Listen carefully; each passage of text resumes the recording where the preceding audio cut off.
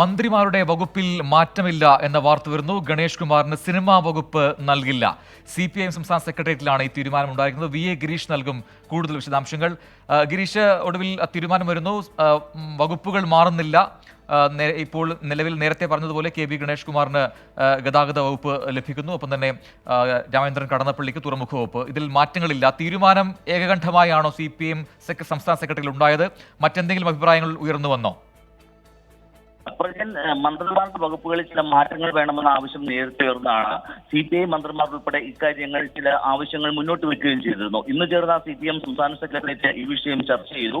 പുതിയതായി മന്ത്രിയാകുന്ന KB ഗണേഷ് കുമാറിനും അതോടൊപ്പം തന്നെ രാമചന്ദ്രൻ കടന്നപ്പള്ളിക്കും മുൻപ് അവരുടെ മുൻഗാമികൾ കൈകാര്യം ചെയ്തിരുന്ന അതേ വകുപ്പുകൾ തന്നെ നൽകിയാൽ മതി എന്നുള്ള ഒരു തീരുമാനത്തിലേക്കാണ് എത്തിയിരിക്കുന്നത്. മാത്രമല്ല, കേരള കോൺഗ്രസ് ബി സിനിമാ വകുപ്പ് കൂടി KB ഗണേഷ് കുമാറിന് നൽകണമെന്ന ഒരു ആവശ്യം ഉന്നയിച്ചിരുന്നു. എന്നാൽ CPM സെക്രട്ടേറിയറ്റ് ഇത് തള്ളി. KB ഗണേഷ് കുമാർ നേരത്തെ ആന്റണി രാജു കൈകാര്യം ചെയ്തിരുന്ന ഗതാഗതം ഉൾപ്പെടെയുള്ള വകുപ്പുകൾ കൈകാര്യം ചെയ്യട്ടെ എന്ന നിലപാടിലേക്ക് എത്തിച്ചേർന്നിരിക്കുന്നു. അതോടൊപ്പം തന്നെ മറ്റ് മന്ത്രിമാരുടെ വകുപ്പുകളിലും തൽക്കാലം മാറ്റങ്ങൾ വേണ്ട എന്ന ഒരു പൊതു തീരുമാനത്തിലേക്ക് CPIM എത്തിയിരിക്കുന്നു. ലോക്സഭാ തെരഞ്ഞെടുപ്പ് അടുത്തിരിക്കുന്ന സാഹചര്യത്തിൽ മന്ത്രിമാരുടെ വകുപ്പുകളിൽ മാറ്റങ്ങൾ വരുത്തുന്നത് സർക്കാരിന്റെ പ്രതിച്ഛായയെ ദോഷകരമായി ബാധിക്കുമെന്ന ഒരു പൊതു വിലയിരുത്തലിന്റെ കൂടി അടിസ്ഥാനത്തിലാണ് ഇപ്പോൾ വകുപ്പുകളിൽ മാറ്റം വേണ്ട എന്ന ഒരു തീരുമാനത്തിലേക്ക് CPIM എത്തിച്ചേർന്നിരിക്കുന്നത്. KB ഗണേഷ് കുമാറിന് നേരത്തെ ആന്റണി രാജു കൈകാര്യം ചെയ്തിരുന്ന ഗതാഗത വകുപ്പ് തന്നെ ലഭിക്കും, സിനിമാ വകുപ്പ് ലഭിക്കില്ല എന്നും ഇപ്പോൾ തീർച്ചയായിരിക്കുന്നു. ഒപ്പം ഗിരീഷ്, ഒപ്പം 4 മണിക്കാണ് സത്യപ്രതിജ്ഞാ ചടങ്ങ്. അതിൽ ആരൊക്കെയാകും പങ്കെടുക്കുക? അതൊക്കെയുള്ള തീരുമാനങ്ങളൊക്കെ നിലവിൽ വന്നിട്ടുണ്ടോ?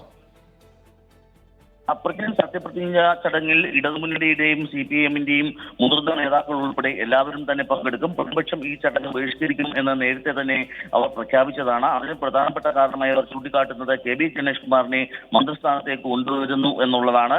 മുൻ മുഖ്യമന്ത്രി ഉമ്മൻചാണ്ടിയെ നിരന്തരം ആക്ഷേപിച്ച ഒരാൾ സത്യപ്രതിജ്ഞാ ചടങ്ങിൽ പങ്കെടുക്കാൻ കഴിയില്ല എന്ന് പ്രതിപക്ഷം വ്യക്തമാക്കുന്നു. അതേസമയം തന്നെ CPIMന്റെയും ഇടതുമുന്നണിയുടെയും എല്ലാ മുതിർന്ന നേതാക്കളും ഈ ചടങ്ങിൽ പങ്കെടുക്കും.